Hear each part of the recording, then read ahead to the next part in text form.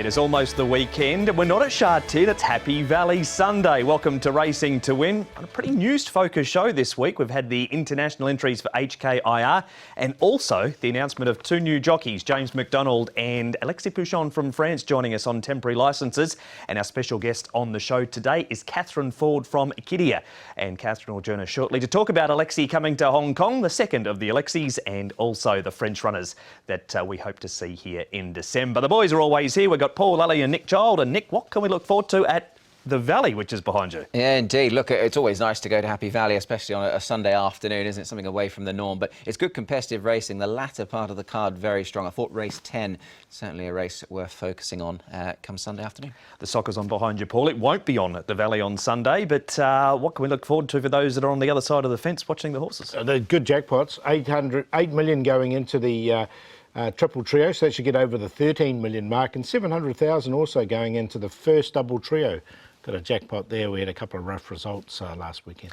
International focus on the show begins right now. Firstly, the website for HKIR. This is where to find it. You can jump on, click on horse racing, and then you will see all of the news for HKIR on the right of the screen. World's Racing Elite Nominate. There is $126 million in prize money up for grabs. 191 horses have been nominated. 58 of them are Group 1 winners. And they're coming from everywhere. Nick, just about every part of the globe. Who are you looking forward to seeing arrive in Hong Kong? Yeah, well, look, it's hard to single just one or two out, isn't it, really? And again, obviously a lot hinges on their programmes, these horses. But there is a horse entered in the Cup, trained by Brian Meehan, who's closely associated with the ISG horses before they come to Hong Kong. The horse's name is JRB. He's been progressing all season. He's actually going to the Breeders' Cup, but he's given him an entry. He's a good horse, he's progressive, and I'd love to see him come for sure. All right, so that one for you. What about you, Paul? Japan, actually. Look, we always see the Japanese horses. In the mile, horse that's been here before, Namur. Now, Namur ran third off a really bad draw behind Golden 60. No Golden 60 this year. Ran really well behind Romantic Warrior as well in Japan. Hope she can come here, get a good draw, and we can see the best of her. And for more now on the internationals with a French angle, Katherine has been good enough to join us from Equidia. And Katherine, welcome to the show. Thanks for your time. And we've got you out of bed pretty early over there in France. Yeah, it is still dark here in France, but it's getting me warmed up for the Breeders' Cup next week and then for the Hong Kong international races when I'll be up early following the training. So no worries at all. Great to be with you. Excellent. Now, Alexis Pouchin joins us on the Hong Kong roster. He's coming for 2 months from the 1st of December. What are we going to look forward to seeing when it comes to Alexis? He's sitting high on the Jockeys Championship in France at the moment. Yeah, absolutely. He's a really exciting young jockey here in France. He's age 24 years old now, and he really kind of hit the big time last season. He won his first Group 1s last season, and he's now on a total of 9 Group 1s. He had a fantastic run through with André Fabre and Edouard de Rothschild's mare, Marquise de Sévigné, but he's a Group 1 winner in Germany with Sim Camille, a classic winner this season with Metropolitan and the French Guineas, and a winner on Arc Day, which you probably saw over in Hong Kong on Vertical Blue. Sprung a bit of a surprise for Francis Graffat, but Alexis Pouchin, a really talented jockey who's hardworking. He's based with the André Fabre stable, where his father has worked throughout much of his career.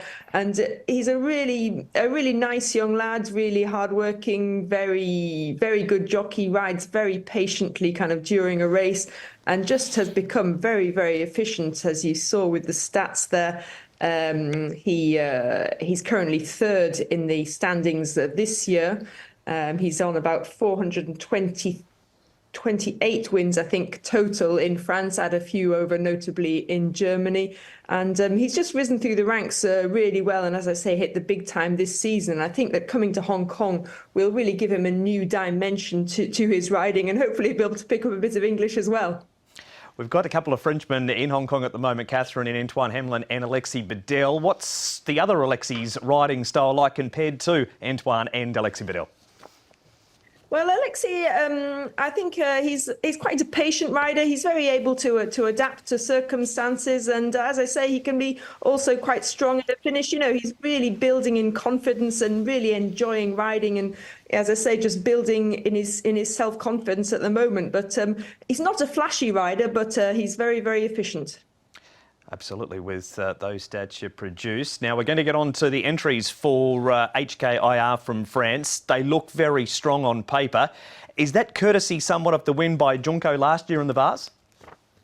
Well, I mean, I guess I think that all around the world we'd begun to think that the Hong Kong horses were very, very strong, and then add in the Japanese factor. It had become very, very difficult to imagine winning in Hong Kong. But Junko put the French back on the on centre stage last year, and we've got a really healthy selection of entries for this season. I don't know if we want to start off maybe with the Hong Kong Cup. We saw that graphic there. Calandigan, I'm not sure whether he'll go. There was talking of ending him for the season after the Champion Stakes, but he might be back next year. Khalif is an interesting one, a Group 1 winner over in Germany for Bahrain connections. He's off to Bahrain, but could well come to Hong Kong afterwards. Caramelito for François Rojo has a couple of entries.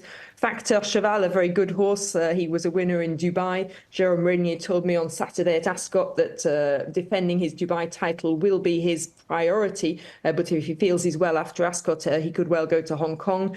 And then we saw Goliath. He obviously has an engagement in the Japan Cup, but it looks as though his ambitious new part owner of Resolute Racing is very much on the international scene. So if things go well in Japan, he could well travel on to Hong Kong. And then the Zaire double entered in the Cup and the Vase, an interesting one too.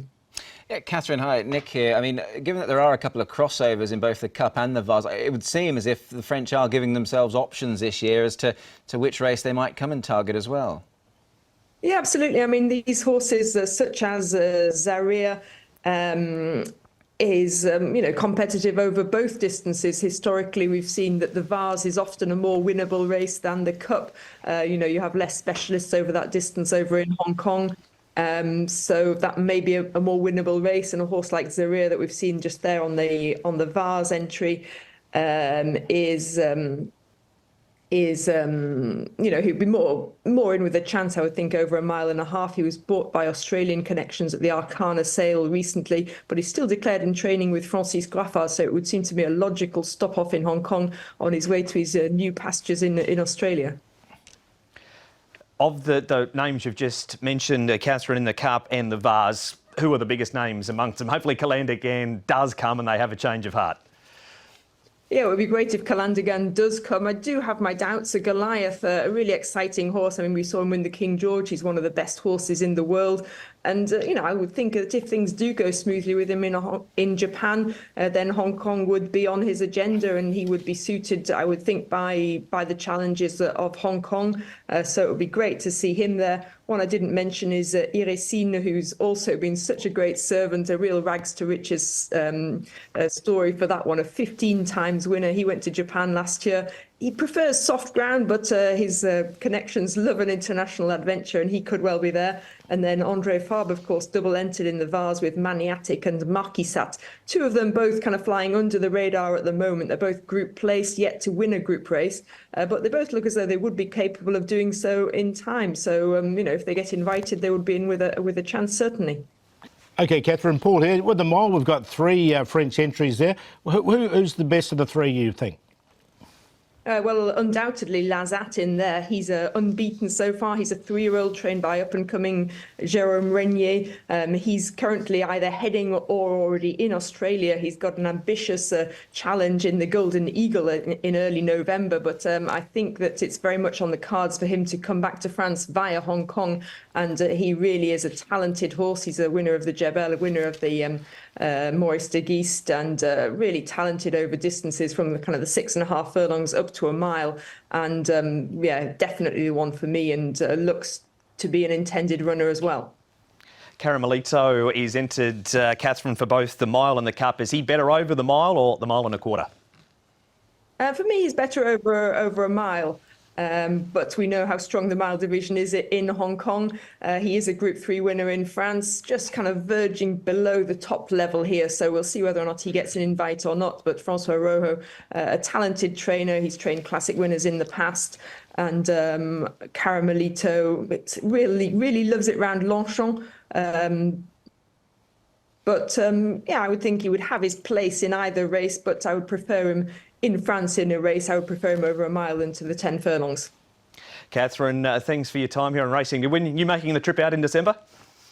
I am. I'm looking forward to it very much. Always a pleasure to be in Hong Kong for International Races Week. It's coming around fast. Thanks for your time this morning, your time. Cheers. A massive thanks to Katherine Ford for joining us again to talk everything France in relation to Hong Kong. That has been the first part of Racing to Win. We're going to take a break right now and get off the plane, jump on the train, because we're going to Happy Valley and focusing on race number 10 right after this.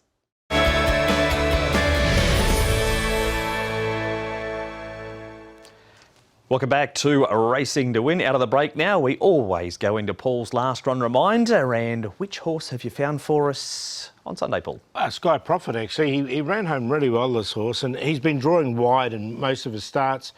We have a look at it here. You can see that from that wide draw, he was taken to the back. I think he's going to be slightly closer in the run now with this better draw. And they didn't go overly quick here either, as you can see, and slower than standard as they came through, 0.72 of a second. And he got to the outside and he ran on really strongly. So I think he looks really well placed coming back to Happy Valley for this day meeting. And look, he wasn't far away at all. It was a bit of a bunch finish, but as you can see, he finished, I think, 5th or 6th in the end. So he's one that we've highlighted. They can find a horse, the Sky people, can't they? They've all got ability. Yeah, they definitely have. Yeah, they've had some good success. And they have race 5, number 11, though. Sky Prophet is the last run reminder. Here are the meeting details for Happy Valley on Sunday with 10 races and a simulcast race, so it's an earlier start time. C course, 12:45 is the first, and the race that we focus on the last, the Guangzhou Handicap, which is a Class 2 over the 1,200 metres. Co-partner Prance is back to his favourite course and distance. He's won 5 from 6. Tomodachi Kokoro returns. He's had 3 trials. Lucky Encounter race wide first up, unbeaten second up. We've got Gorgeous Win making his Happy Valley debut. Dancing Code with blinkers going back on. Sing Dragon's best form in Hong Kong has been on the all-weather. Wonder Star has the blinkers on for the first time, and Six Pack is a newcomer for the Douglas White stable, who's trialled quite well on the back of 2 trials. So 1,200 metres here, Paul, Class 2, full of talent, and Tomodachi Kokoro has that early pace. Yeah, he does. Look, he's drawn wide, but I think they'll have a plan to get across. Superb Capitalist could easily lead in this race as well, because he's got the senior rider aboard. Just the query is he can jump a little bit slowly. So I thought he might just sort of sit outside there. Co-partner Prance always jumps well. Lucky Encounter should get himself into a nice position. The one I struggled with Gorgeous Win from barrier 8, because he does like to go forward. I think he's just going to have to take his medicine and be one place further back, or he might be trapped wide. That is the speed map for race number 10. Nick's been out at Sha Tin earlier on a Friday morning to talk to the rider of Lucky Encounter. It's Andrea at Zany. Andrea, race 10 on the programme Sunday looks a really competitive one. You're riding Lucky Encounter. Now, he's an interesting runner because he's never been here before, but he looked pretty good in the trial. Yeah, he's having his first run at the Valley. He's trialled there a couple of times and he's trialled very well. And at least we got a better draw this time. He's obviously had 1 run, but we had a terrible draw, so we decided to just take our time with him and riding to finish. I thought he ran well. He hit the line quite nicely, and but we got a better draw on Sunday, and it's quite a bit of speed in the race. So hopefully we should be able to get a nice pitch. And like I said, although it's his first run at the Valley, he's trialled there before, and then his trials have been very good.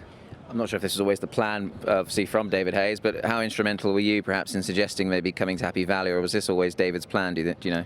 Well, I didn't get involved, obviously. David made the call. There's only certain races that these horses can run in, and I think David's got quite a few of those Class 2 horses over this sort of distance. So he, yeah, look, it came up at the right time, I'm sure, this race. And like I said, he's never run before, but his form has been good. He's actually saddled him this morning. He's very fresh and ready to go. So hopefully, if we can get a good pitch, he should be competitive again.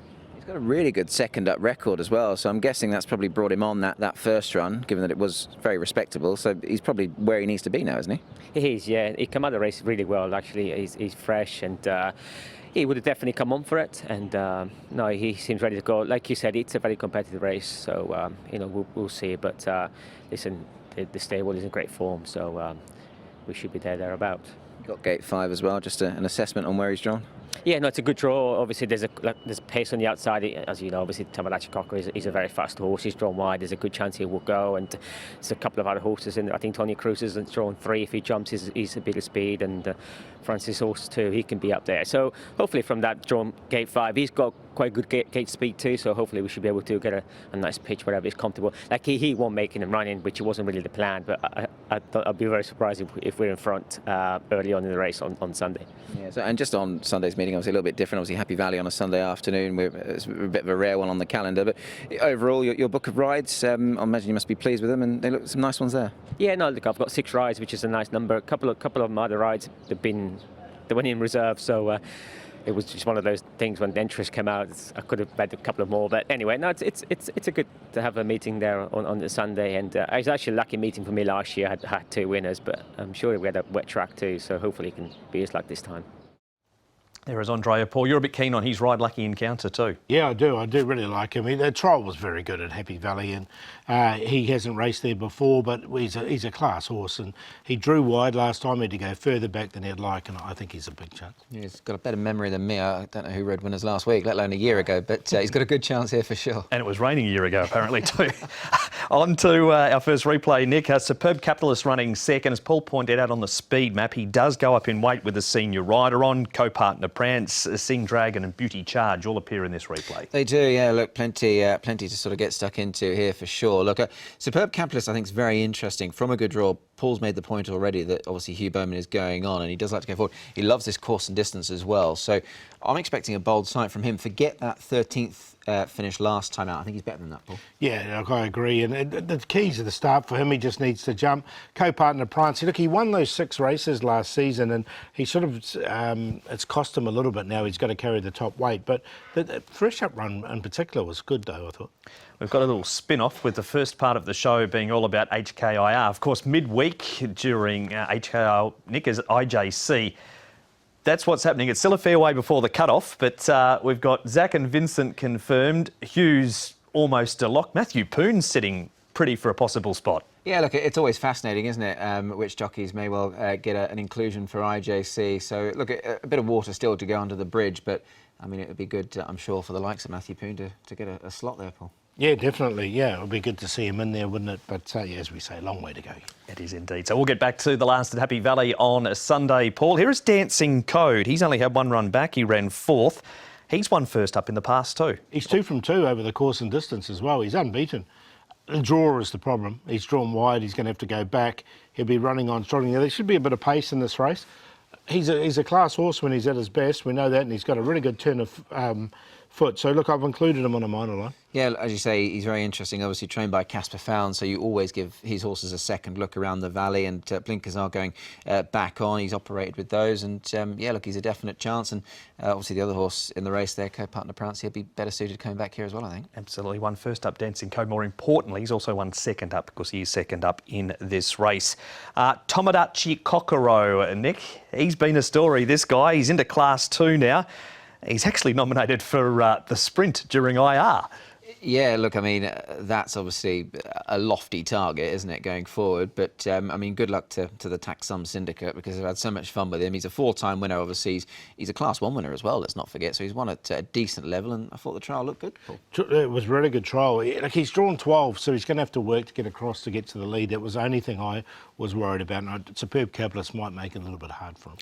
Raging Blizzard, Nick. Now, he hasn't been seen for quite some time. He's been off the scene since March. He's had 4 trials. He was lame after that last start on the 14th of April when he was due to run, actually. 3 this season. Have you liked what you've seen? Do you know what? The trial 2 back was very impressive. So, yeah, look, I think he's trialled, okay, 228 days off the track. Look, it's going to be a big ask. Obviously, the size stable, I mean, perhaps just a little bit quieter than many would have expected. But this horse has won first up in the past. Hopefully he's over his issues. And I mean, he's a decent standing, so, I mean, look, you can give him some sort of chance, I think. From gate 10, they might be a tad tricky. Yeah, barrier 10, he's going to have to go back, I think. You know, normally John Sizer's horses have taken a run. The only one that hasn't is Wunderbar. So, look, he does like the course and distance. He did win his last couple. He's been a consistent horse. But he's very hard to have in this race from barrier 10. And that's what he's done. 4 starts, 2 wins and a placing. He's never missed a top 3 finish at Happy Valley, but a big test for the Kiwi bred coming up in race number 10. We'll move on, Paul, to the newcomer right down the bottom called Six Pack for Douglas White. He won over the 1200 at both Sale and Sandown in Victoria before arriving. Yeah, happy to watch him in this race. He comes in on a rating of 81, so he's quite high up in the ratings, is a Six Pack. Look, I'm happy to watch him. I haven't got him in. Yeah, look, I couldn't find a spot for him. He's actually owned or races in the Douglas White Trainer Syndicate, so obviously that's something we haven't seen. So good to see Douglas's colours there, the white and red. And as Paul alluded to, their 81's a tough mark. I mean, he's taking on some good horses here. So yeah, happy to watch him. But he's clearly a decent horse on that Australian form. We'll leave the Six Pack out for now. And of course, the Trainer Syndicate, not the only one, Douglas White. The Hayes colours going around on Romantic Sun, the better loosen up colours. Yeah, and I think he's a good chance, actually, the way he's been trotting, and he was impressive when he won at Geelong down in Australia. I suppose if you want to associate with the younger generation, Mr. Brightside, but some very good horses have born them. That's we might see him too in December, Mr. Brightside, so might see those colours for the boys, taking on Dad perhaps, but Romantic Sun will wear them. We digress. Good race. Who wins it? Yeah, I'm going to go Lucky Encounter. I think the trial there was superb, and it was a really good run coming back this season for him. Co-partner Prance from the inside draw. Gorgeous win. He would have been higher up, but I just worry about the draw from him. And then Dancing Co, 2 from 2 over the course and distance. 5-1-6-8. Yeah, look, I think Lucky Encounter is the one to be with here, actually. He's a very intriguing runner coming to the Valley. Obviously has trialled well here. 2 from 2, second up, and he's got a decent draw. The trial was very impressive. So he goes on top. Co-partner Prance in for second, the top one. His form is better here, I feel, than at Sha Tin. So expect a bold show from him. I've put Gorgeous Win in. He's in very good form. Again, debuts around here, but he is racing very well. He's only a length and a half off Fondabar last time. And Raging Blizzard, look, I get it's a tough ask for him, but I want to put him in and keep him safe because if he can front up and run well, then he's more than capable of making the frame. 5-1-6-7 for me.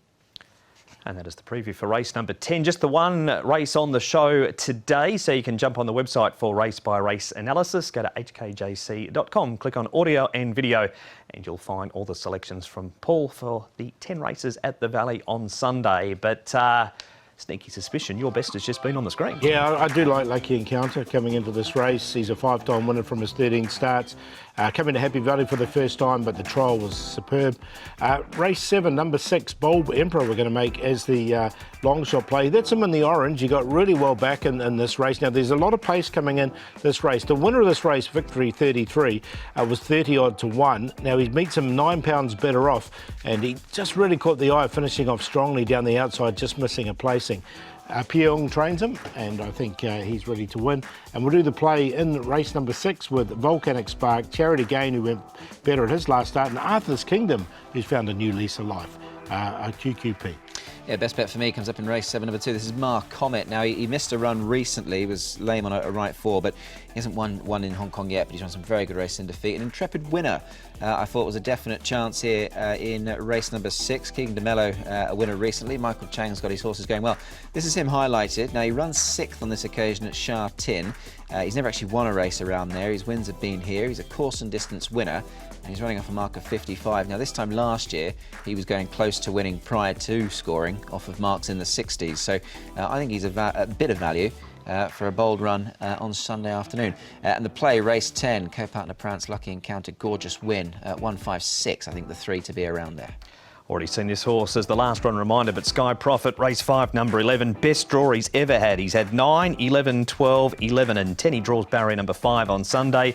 Ruby Sailing's had 3 starts first up, placed in all. Placed his only look at Happy Valley 2, gets a good draw for Keith Young. And the play, race 7, 2 Mark Comet, 4 Grand Nova and 12 Ruby Sailing in a QQP 2, 4 and 12. That has been a look at Happy Valley on Sunday. A busy week for Happy Valley because we're back there on Wednesday night. The beer garden will be in operation. And then, Nick, on Sunday, the 3rd of November, it's the Group 3 Sasa Ladies Purse. Yeah, do you know, and it's always a pretty good race, that. It's a Group 3, obviously they're very competitive, but it's going to be a good race this year, I feel, Paul. You always have your best suit out for that one, and yeah, it should be a good race once again. Karma, last start winner, going for it. Yeah, we'll see if he can do the feature race, double trophy race into the Group 3. But some racing to go before we get there. Thanks, boys. We'll see you again soon on Racing to Win. Thank you as well. It's Happy Valley on Sunday, and the first of the 10 gets underway slightly earlier at 12:45.